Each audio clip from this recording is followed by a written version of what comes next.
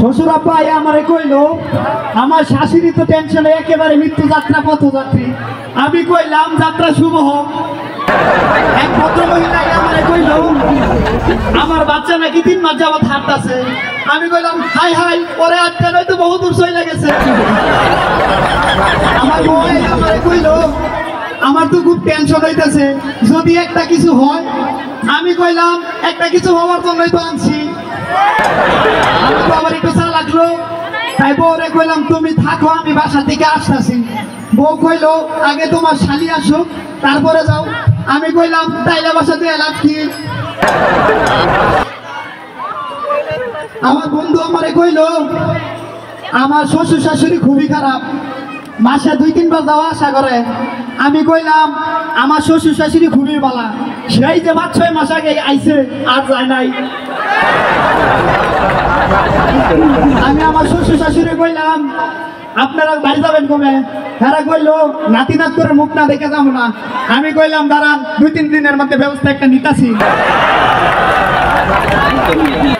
হানি মুখতে আই সেই তো আর হাসপাতালে যাওয়া যায় না, গ্রামের লোকজন কি একটা কইব, তাই একটু বিস্তারিত কইলাম।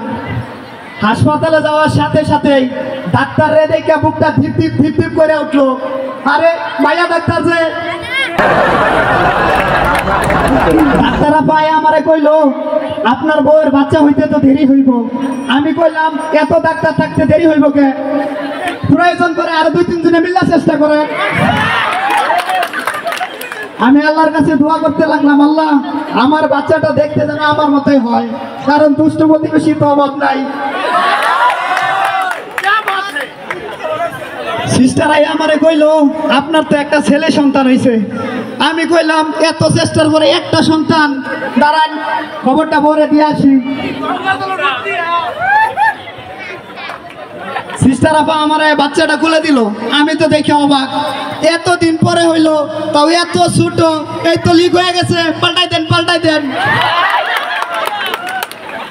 সিস্টার আপা আমারে কইলো আমার শালি আমারে কইলো দুলা ভাই বাচ্চার চোখ 2টা হয়েছে আপনার মতো, কান 2টা হয়েছে আপনার মতো, বাকি যে একটা কইলোটা ওইটা হয়েছে আমার মতো। আরে নাকের কথা বলতেছি। শ্বশুর আমারে কইলো এখন একটা ভালো ছেলে দেখা তোমার শালিনারে বিয়া দেওয়া দরকার। আমি কইলাম সাথে আরেকটা দেখেন আমারটাও বিয়া দিব। পরিবার পরিকল্পনা থেকে আপায়া কইলো ভাইজান বাড়ির শরীরটা তেমন একটা ভালো না, এই সময় বাচ্চা কাচ্চা নিতে যায় না। আমি কইলাম যাদের শরীর ভালো আছে তারা তো আর শুনবো না। আপা আমার বউরা কইলো একটা বাচ্চার পরে আরেকটা বাচ্চার দূরত্ব রাখা দরকার। আমি কইলাম আরেকটা হইলে 2টারে 2 জায়গায় পাঠাই দিব।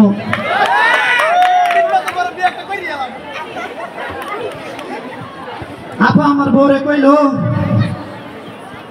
এই সময় পুষ্টিকর খাওয়া দরকার। আমি কইলাম মেয়ে বইলা পক্ষপাতিত্ব করলেন, কইতেন যে বাচ্চার পুষ্টির জন্য বাবার পুষ্টিকর খাওয়া দরকার। ঠিক আছে, আসসালামু আলাইকুম।